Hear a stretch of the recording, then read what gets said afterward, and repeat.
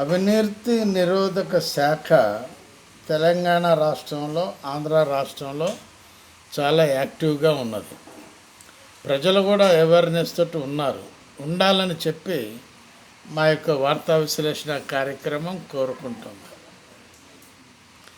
ఎంత ప్రజలు అవేర్నెస్తో ఉంటే అంత యాక్టివ్గా ఏసీబీ వాళ్ళు పని చేస్తారని చెప్పి మా యొక్క వార్తా విశ్లేషణ కార్యక్రమం విన్నవించుకుంటుంది ప్రజలందరికీ. ఈ యొక్క చీడ పురుగులు,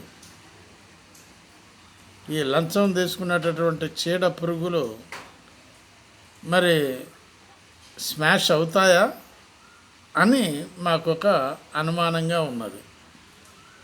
మీరు ఎవరైనా కామెంట్ పెట్టదలుచుకుంటే పెట్టవచ్చు.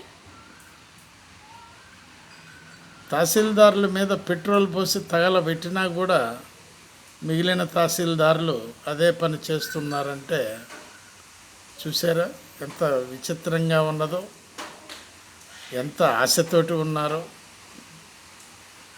మొన్న మధ్యన నీటిపారుదల శాఖలో హరిరామ్ నాయక్ 300 కోట్లు, నూనె శ్రీధర్ 500 కోట్ల రూపాయలతోటి పట్టుబడ్డారు.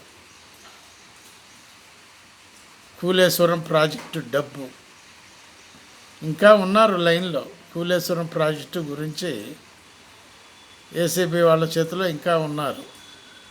ఆలోచించండి. బాలసాని వీరప్రసాద్, హైదరాబాద్.